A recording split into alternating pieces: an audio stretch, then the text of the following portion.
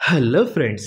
చిన్నప్పుడు military cutting అంటే ఏదో హెయిర్ స్టైల్ అని చెప్పి అనుకునేవాళ్ళం. కానీ ఆ హెయిర్ స్టైల్ ఒక లైఫ్ స్టైల్‌కి సింబల్ అని ఇప్పుడే అర్థమవుతుంది.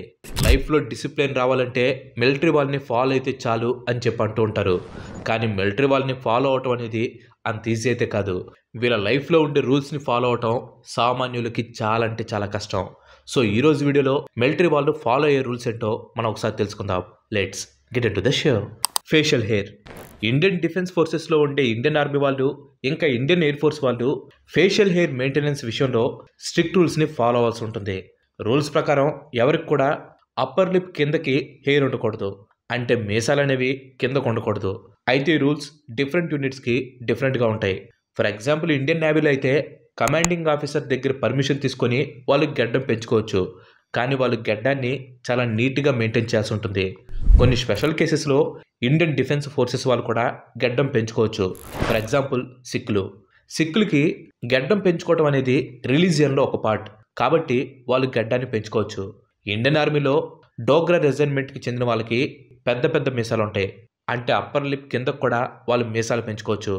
ఇక ఇండియన్ డిఫెన్స్లో స్పెషల్ ఫోర్సెస్ అయిన పారా, గార్డ్ అలాగే మార్కోస్కి చెందిన వాళ్ళైతే గెడ్డాన్ని పెంచుకోవచ్చు. కానీ వాళ్ళు ఏదైనా ఇంపార్టెంట్ మిషన్లో పార్టిసిపేట్ చేయాల్సి వస్తే దానికి తగ్గట్టుగా వాళ్ళ గెడ్డాలు మీసాల లెంత్ని వాళ్ళు షేప్ చేసుకొని అడ్జస్ట్ చేసుకోవాల్సి ఉంటుంది. Next, hair style. Hair style appearance అనేది మిలిటరీ వాళ్ళకి చాలా ఇంపార్టెంట్. అంటే మిలిటరీ వాళ్ళ హెయిర్ స్టైల్స్ ఎలా ఉంటాయో మనందరికీ బాగా తెలుసు. షార్ట్ హెయిర్ కట్స్తో ప్రొఫెషనలిజంని, డిసిప్లిన్ని ప్రొజెక్ట్ చేస్తూ ఉంటారు మిలిటరీ వాళ్ళు. ఇండియన్ ఆర్మీలో సిక్కులు తప్పించి ఎవరు కూడా లాంగ్ హెయిర్ని మెయింటైన్ చేయడానికి పర్మిషన్ ఉండదు. ఇంక హెయిర్ స్టైల్ రూల్ వచ్చేసి క్యాప్ పెట్టుకున్నప్పుడు క్యాప్ లోపల హెయిర్ ఉండాలి తప్ప క్యాప్ బయట హెయిర్ అనేది కనిపించకూడదు. సో క్యాప్ పెట్టుకున్న తర్వాత కనపడే హెయిర్ పార్ట్ మొత్తాన్ని వాళ్ళు ప్రాపర్గా కట్ చేసుకోవాల్సి ఉంటుంది. అసలు మిలిటరీ హెయిర్ కట్స్ ఇలా పెట్టడానికి మెయిన్ కారణం వచ్చేసి హార్ష్ ఎన్విరాన్మెంట్స్లో హెయిర్ని ఈజీగా హ్యాండిల్ చేసుకోవడానికి. అలాగే ఇలా షార్ట్ హెయిర్ ఉంటే వాళ్ళ మెయింటెనెన్స్ కూడా చాలా లోగా ఉంటుంది.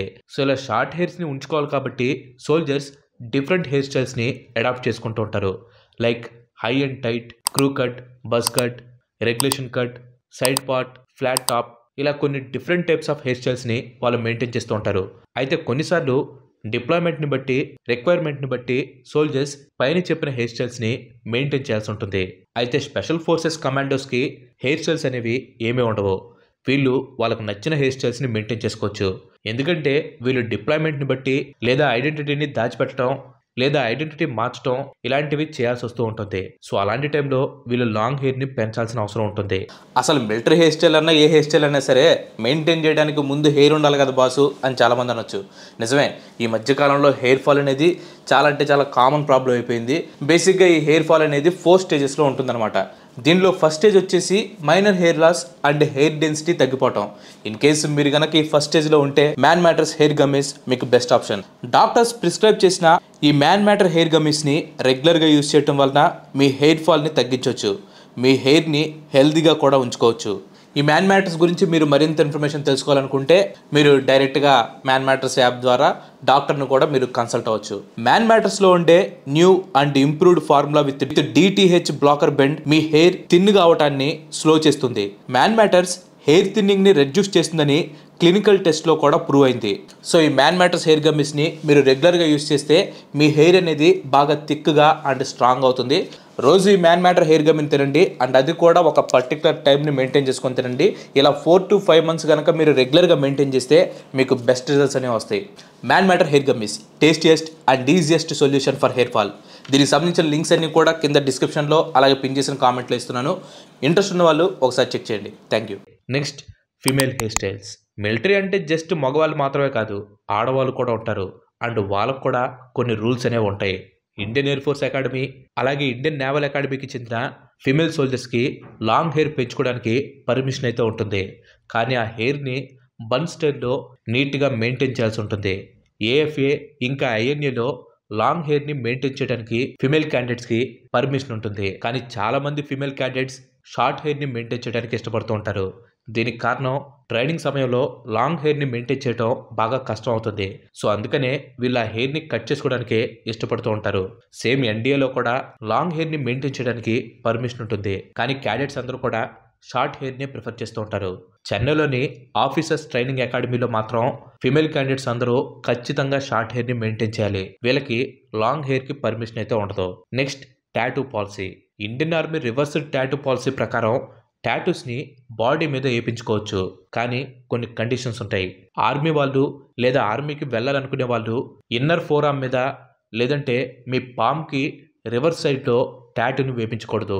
సింపుల్గా చెప్పాలంటే మీ అరిచేతుల పైన వేయించుకోకూడదు. ఏదైనా ట్రైబ్ లేదా కమ్యూనిటీకి చెందిన వాళ్ళు వేరే బాడీ పార్ట్లో టాటూ వేయించుకోవాలంటే self certificate tribal community certificate submit చేయాల్సి ఉంటుంది. అండ్ వాళ్ళు వేయించుకునే టాటూ కూడా అఫెన్సివ్గా ఉండకూడదు. ఒకవేళ ఆర్మీలోకి వెళ్ళాలనుకునే వాళ్ళు టాటూ వేయించుకోవాలనుకుంటే టాటూస్కి సంబంధించిన ఆర్మీ గైడ్ లైన్స్ని వాళ్ళు క్లియర్గా తెలుసుకోవాలి. సో అప్పుడు ఎటువంటి టాటూస్ ఎలా అవుతాయో ఏవి ఎలా అవ్వదు అనేది వాళ్ళకి క్లియర్గా అర్థమవుతుంది.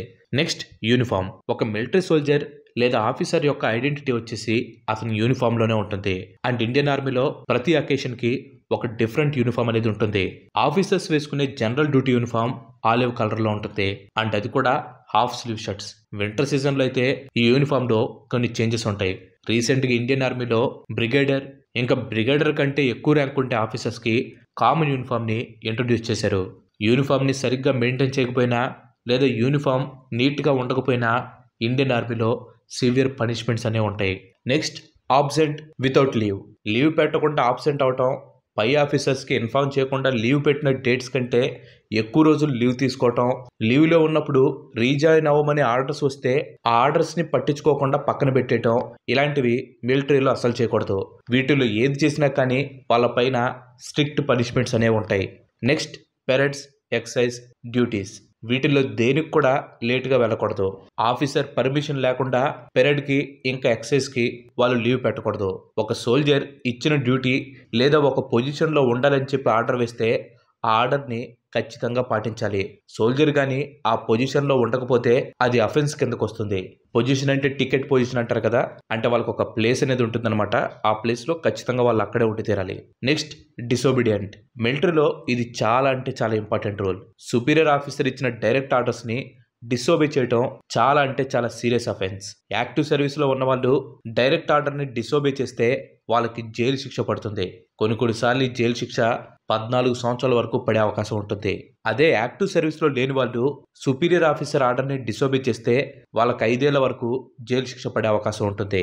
అండ్ దీంట్లో ఇంకో ఇంపార్టెంట్ రూల్ ఉంది. సుపీరియర్ ఆఫీసర్స్ తమ పవర్ని సోల్జర్స్ మీద మిస్యూజ్ చేసినట్లు ప్రూవ్ అయితే వాళ్ళకి 7 సంవత్సరాల వరకు జైలు శిక్ష పడే అవకాశం ఉంటుంది.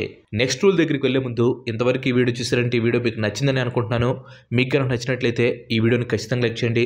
అండ్ అలాగే మీరు మన ఛానల్కి ఇంతవరకు కనుక సబ్స్క్రైబ్ అయినట్లయితే మన ఛానల్కి తప్పకుండా సబ్స్క్రైబ్ అయ్యి పక్కనే ఉన్న గంటని ఆల్ ఆప్షన్లో పెట్టుకోండి. ఆల్రెడీ లైక్ చేసి షేర్ చేసి సబ్స్క్రైబ్ చేసిన వారికి చాలా చాలా thanks. Next intoxication. State of intoxication అనేది ఇండియన్ ఆర్మీలో అసలు ఎలా ఉంటుందో. స్టేట్ ఆఫ్ ఇంటాక్సికేషన్ అంటే మత్తులో ఉండటం. ఏ సోల్జర్ అయినా ఆఫీసర్ అయినా డ్యూటీ టైంలో మత్తులో ఉండి సుపీరియర్ ఆఫీసర్కి దొరికితే వాళ్ళకి సివియర్ పనిష్మెంట్ ఉంటుంది. Next government property. మిలిటరీ వాళ్ళకి ఇచ్చే ID cards, arms, ammos, equipment, tools, clothing, medals ఇలా గవర్నమెంట్ ఇష్యూ చేసినవి ఏవైనా సరే వాటిని పోగొట్టుకున్నా డిస్ట్రాయ్ చేసినా అమ్మడానికి ప్రయత్నించినా కానీ దాన్ని కఠినమైన నేరం కింద పరిగణిస్తారు. అండ్ వాళ్ళకి 5 నుంచి 10 సంవత్సరాల వరకు జైలు శిక్షను విధిస్తారు. సో ఇవి గైస్ మిలిటరీలో ఉండే కొన్ని స్ట్రిక్ట్ రూల్స్. ఇన్ని స్ట్రిక్ట్ రూల్స్ ఉన్నా కానీ వాళ్ళ సహనాన్ని అసలు కోల్పోకుండా దేశం కోసం పోరాడుతున్న ప్రతి ఒక్క మిలిటరీ ఆఫీసర్కి ఈ వీడియో అంకితం. సో వీడియో చూస్తున్న మీరు కూడా కింద జై జవాన్ అని చెప్పి కామెంట్ చేయండి. Thanks for watching. ఈ వీడియో కనుక మీకు నచ్చినట్లయితే లైక్ చేయండి, షేర్ చేయండి. అండ్ అలాగే మన నెక్స్ట్ ఎపిసోడ్ మిస్ కావద్దు అనుకుంటే మన ఛానల్కి తప్పకుండా సబ్స్క్రైబ్ అవ్వండి. ఇంకో మంచి ఎపిసోడ్లో మళ్ళీ కలుద్దాం. Till then bye bye. Have a nice day.